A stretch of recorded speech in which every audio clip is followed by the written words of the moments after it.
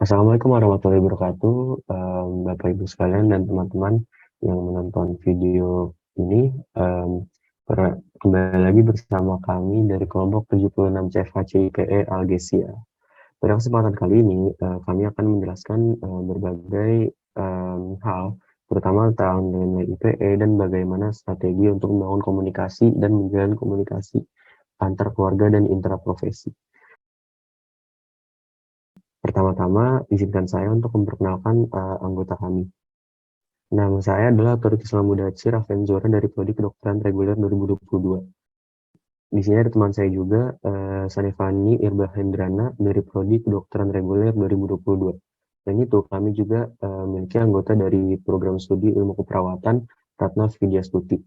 Tidak hanya itu, kami juga memiliki anggota dari Prodi Gizi Kesehatan 2022, yaitu Adinda Amalia. Saya akan menjelaskan mengenai values and ethics. Pembelajaran CFA-CIPE diperlukan nilai-nilai yang harus dijunjung tinggi. Salah satunya adalah menempatkan klien dan komunitas sebagai pusat pelayanan kesehatan interprofesional. Selain itu, untuk membangun hubungan yang harmonis antara tenaga kesehatan dengan klien, diperlukan juga rasa saling menghargai antar perbedaan budaya dan menjunjung tinggi pula prinsip-prinsip etika dasar dan etika kedokteran. Nilai yang kedua ada roles and responsibilities. Jadi menjadi seorang tenaga kesehatan itu pasti akan mempunyai peran dan tanggung jawabnya masing-masing.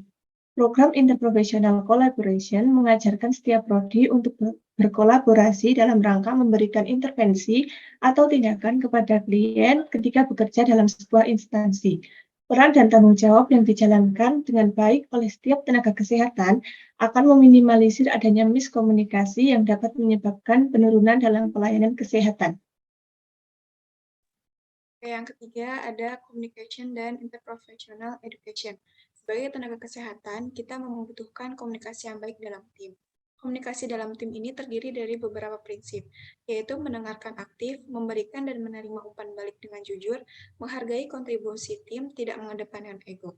Komunikasi interprofesi adalah bentuk interaksi bertukar pikiran, opini, dan informasi yang melibatkan dua profesi ataupun lebih untuk menjalin kolaborasi interprofesi. Komunikasi yang sehat dapat memunculkan berbagai ide, pemecahan masalah, dan pengambilan keputusan secara bersama.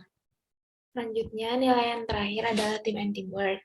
Team and teamwork ini adalah dua hal yang saling berkaitan erat karena untuk mencapai tujuan bersama tim perlu ada teamwork yang baik. Untuk menciptakan teamwork yang baik ini perlu ada suasana yang kondusif, mendukung, serta evaluasi yang diperlukan untuk meningkatkan kinerja dari setiap anggota timnya.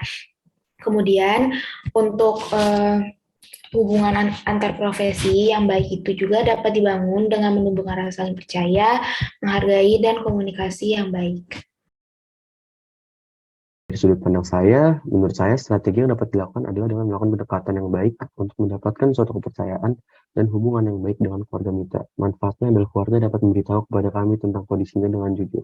Menurut saya, salah satu strategi yang dapat dilakukan untuk membangun komunikasi dengan keluarga mitra adalah dengan membangun citra yang baik, agar keluarga mitra dapat merasa nyaman dan percaya kepada kita. Ketika keluarga mitra percaya kepada kita akan dapat dengan mudah memberikan informasi kepada keluarga mitra, karena keluarga mitra akan percaya dengan mudah. Jawaban dari saya mengenai strategi memulai komunikasi, yaitu dengan membangun rasa saling percaya dengan keluarga mitra, tujuannya agar kita dapat mendapatkan informasi yang valid untuk dijadikan sebuah bahan dalam rangka menjalankan program kerja. Kalau menurut saya yang perlu dilakukan adalah berusaha memahami pola pikir masyarakat dalam memandang suatu masalah kesehatan tanpa perlu menghakiminya. Kemudian setelah mengetahui pola pikir masyarakat, kita dapat mengidentifikasi cara penyampaian ilmu kesehatan ilmiah sebisa mungkin mengikuti alur pola pikir masyarakat tanpa keluar dari jalur kesehatan ilmiah.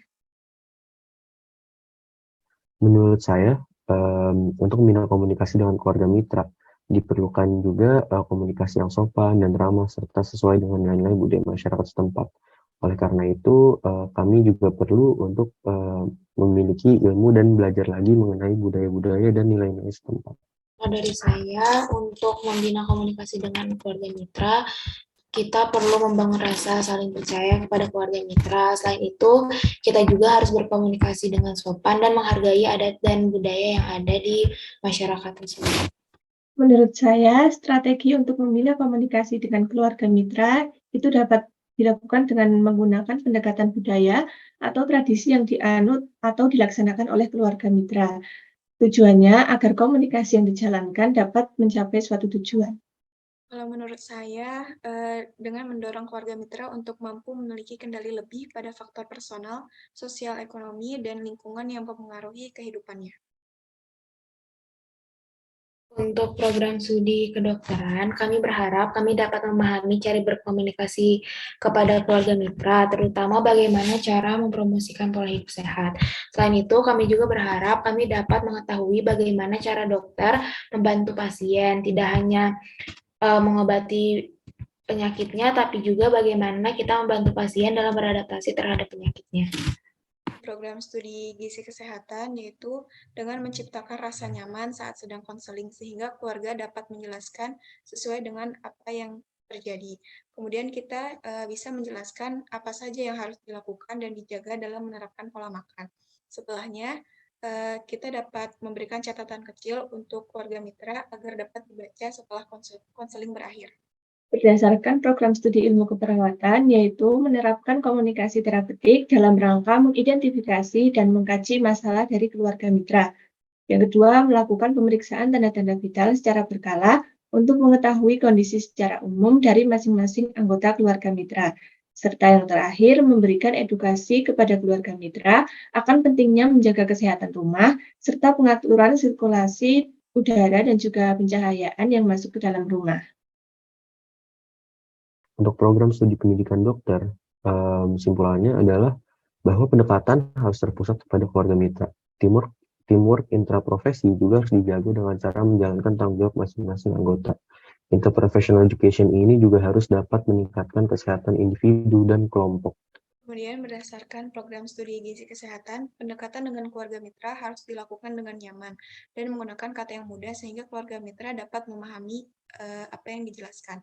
Kemudian berikan penjelasan sebab dan akibat yang akan terjadi jika melaksanakan ataupun tidak sesuai dengan arahan yang sudah diberikan, sehingga keluarga mitra dapat memahami alasan adanya arahan tersebut diberikan.